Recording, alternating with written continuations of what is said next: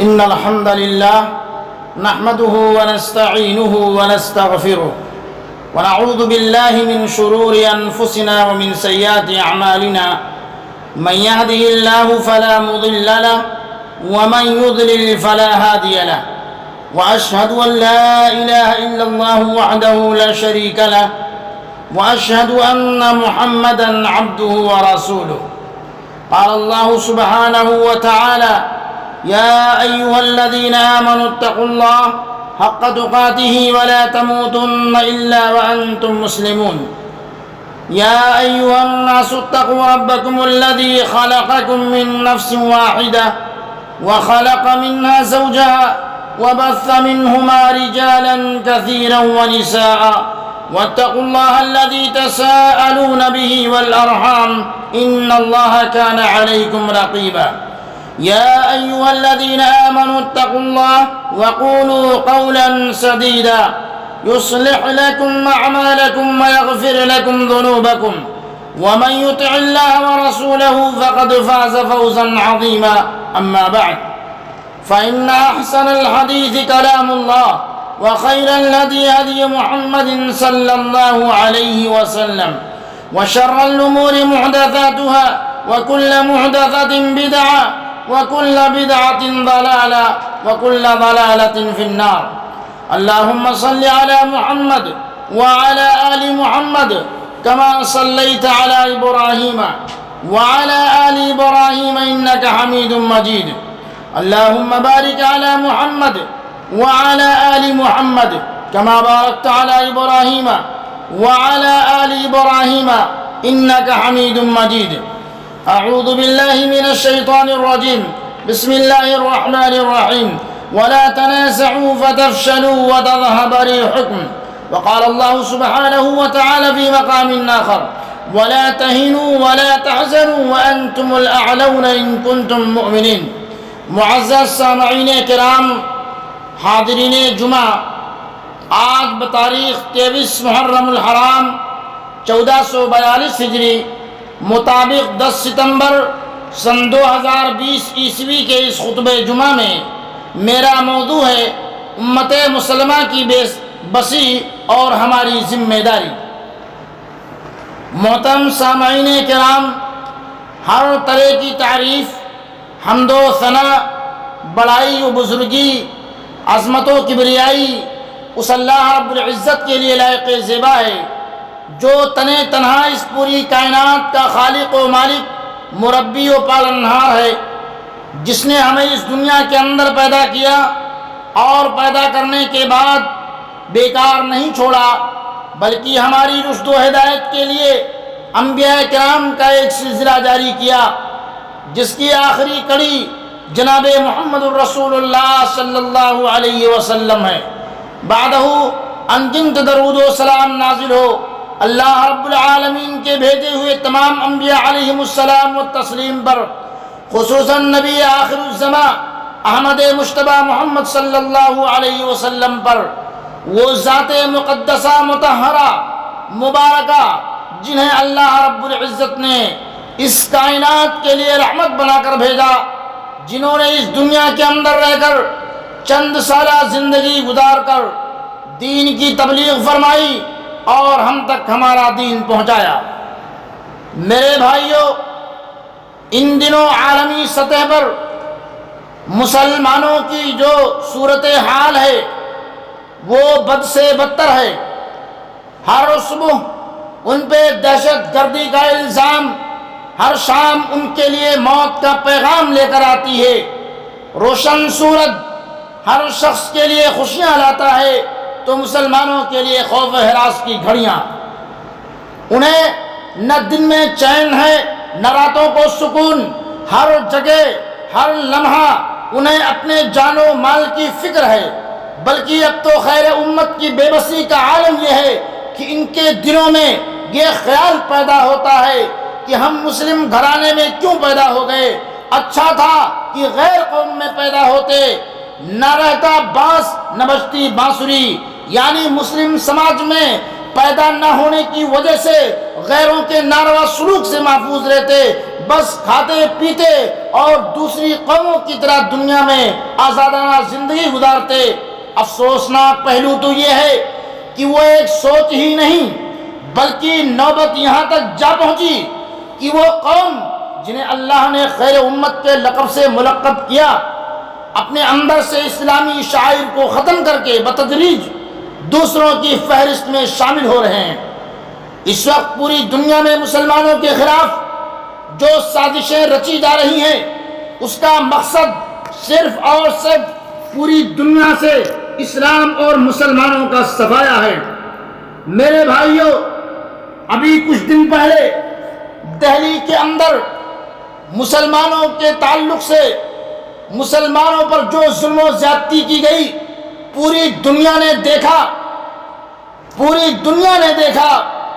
جس طرح مسلمانوں کی گھیرا بندی کی گئی دہلی کے اندر، اس نے گجرات فساد کی یاد تازہ کر دی، جس میں ہزاروں مسلمانوں کو چن چن کر قتل کیا گیا، ان کے گھروں کو تباہ و برباد کیا گیا، ان کے املاک جائیداد پراپرٹی کو لوٹا گیا اور ان کے عزت و ناموس کے ساتھ کھلواڑ کیا گیا۔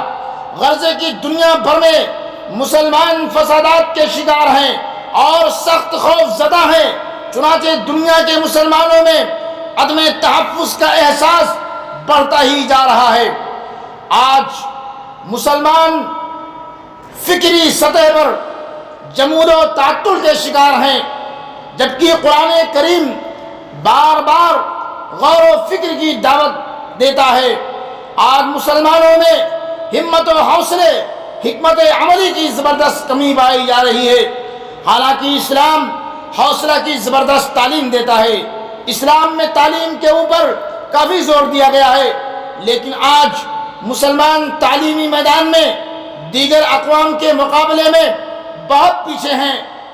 غرضے کی مسلمان نازک ترین صورتحال سے باہر آنے کے لیے اگر اسلامی تعلیمات پر عمل کریں تو انشاءاللہ ضرور کامیابی ملے گی۔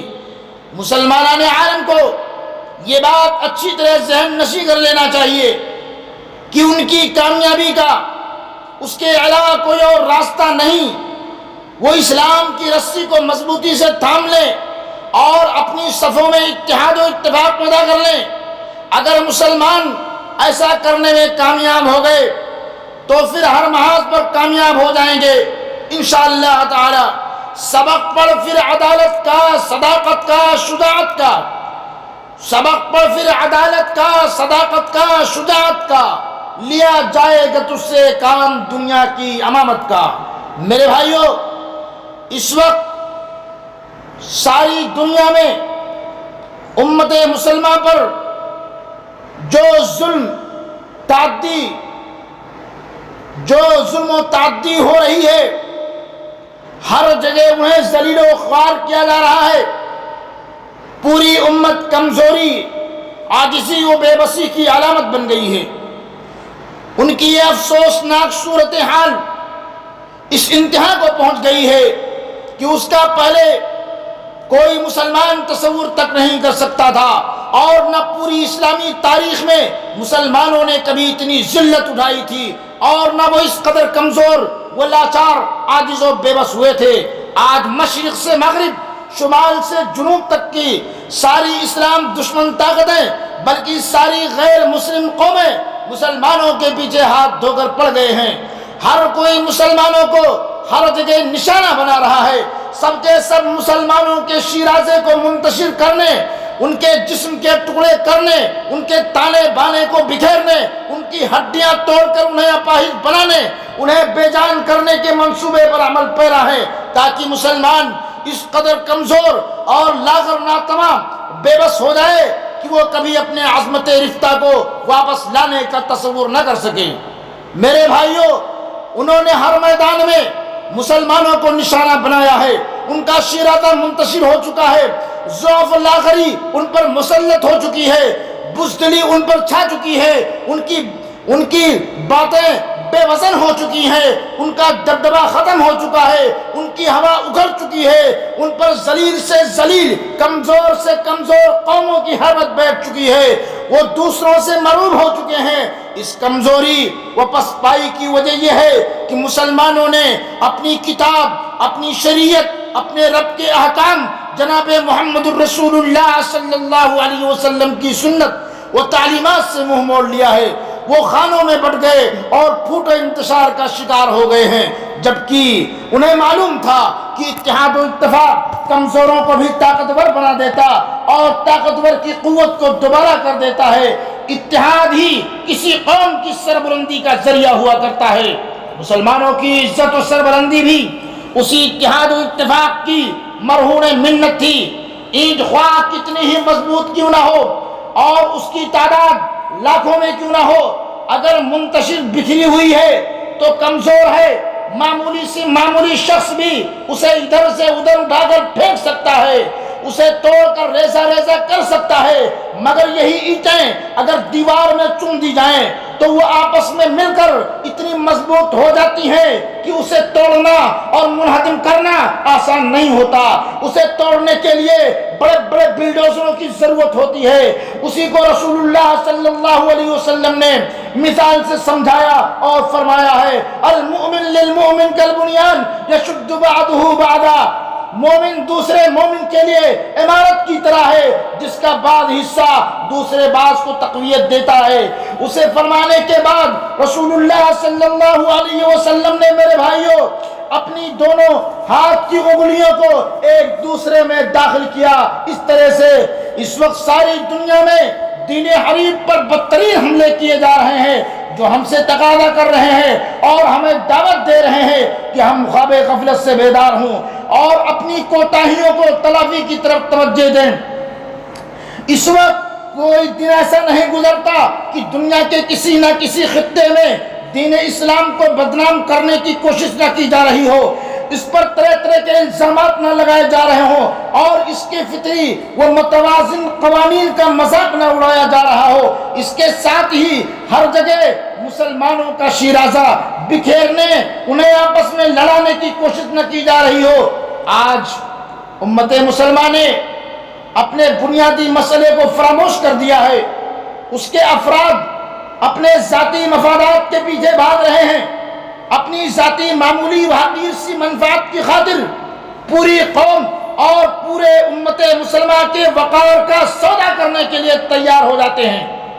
ہم اپنے وطن عزیز میں بکھرے ہوئے ہیں، ہمارے درمیان کسی قسم کا کوئی ربط، کوئی اتحاد نہیں، ہمارے پاس کوئی یونٹ، اتحاد ہونے کی کوئی شکل نہیں۔ میرے بھائیوں، ہر کوئی اپنی اپنی بولی بول رہا ہے اور اپنے سر میں گا رہا ہے، بلکہ ہر فرد قائد بنا ہوا ہے، کوئی دوسرے کی بات اور کسی کو اپنا قائد ماننے کے لیے، اپنا قائد تسلیم کرنے کے لیے تیار نہیں۔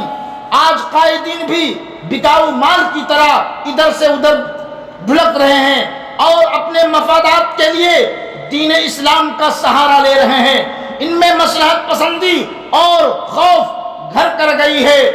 وہ کھلے عام بات کرنے اور صحیح موقف اختیار کرنے سے پہلو تہی نہیں کرتے کہ کہیں ہم حکومت کی پکڑ میں نہ آ جائیں، کہیں ہمارے ادارے کا حساب و کتاب نہ مانگ لیا جائے، کہیں ہمارے املاک پر شکنجہ نہ کسنے جانے لگے۔ اس طرح انہیں بلیک میل کیا جاتا ہے اور وہ آسانی کے ساتھ بلیک میل ہو رہے ہیں۔ میرے بھائیوں، اللہ رب العالمین سے دعا کرتا ہوں، اللہ تعالی ہم تمام مسلمانوں کے درمیان اتحاد و اتفاق پیدا فرما۔ بارک اللہ لنا ولکم فی القرآن العظیم ونفعنی وإیاکم بما فیہ من الآیات والذکر الحکیم، انہ تعالی جواد کریم ملک بر رؤوف الرحیم۔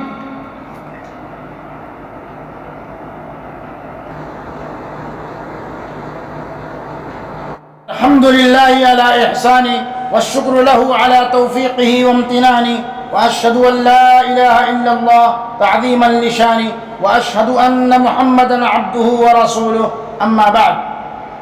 میرے بھائیوں، عجیب بات ہے کہ مسلمان سب کچھ دیکھ رہے ہیں، ساری سازشوں کو محسوس بھی کر رہے ہیں، لیکن پھر بھی باہم دستے گریباں ہیں، ایک دوسرے کے خلاف محاذ کھولے ہوئے ایک دوسرے کی تکفیر تک کرنے سے گریز نہیں کرتے ہیں۔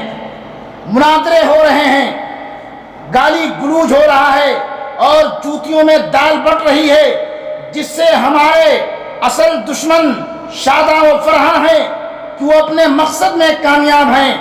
احساس کے باوجود امت مسلمہ نہ عقید واحد پر جمع ہو رہی ہے اور نہ ہی رسول اللہ صلی اللہ علیہ وسلم کے لائے ہوئے اصول اور اسلام کی بنیاد پر یکجا ہو رہے ہیں، بلکہ کل حزب بما لدیہم فرحون کی زندہ مثال بنے ہوئے ہیں۔ مسلمان بھائیوں، سینوں اور دلوں کا صاف ستھرا رہنا اور ان میں لوگوں کے لیے خیر کا جذبہ رکھنا بڑا عظیم عمل ہے۔ کیا اس پرآشوب دور میں ہمارے لیے یہ ضروری نہیں کہ ہم اسلام کے گرد جمع ہو جاتے اور اپنی ذاتی مفادات کو قربان کرتے ہوئے اسلام اور اس کی تعلیمات کو مضبوطی سے پکڑ لیتے، جبکہ اللہ تعالیٰ کا فرمان ہے وَاعْتَصِمُوا بِحَبْلِ اللَّهِ جَمِيعًا وَلَا تَفَرَّقُوا، سب کے سب اللہ کی رسی کو مضبوطی سے پکڑ لو اور پھوٹ کا شکار نہ بنو۔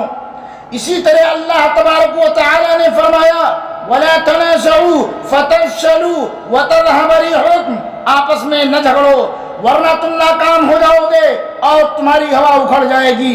ہم یاد کریں کہ ہم سب ایک جیسی نماز پندگانہ ادا کرتے ہیں، ایک قبلے کا رخ کرتے ہیں، ایک رسول کی پیروی کرتے ہیں، ایک رب ذوالجلال کی عبادت کرتے ہیں۔ ہمارا دین ایک ہے، ہمارا قبلہ و کعبہ ایک ہے، ہماری کتاب ایک ہے، ہمارا رسول ایک ہے، اور ہم سب سنت رسول کو اپنے لیے مشعل راہ سمجھتے ہیں۔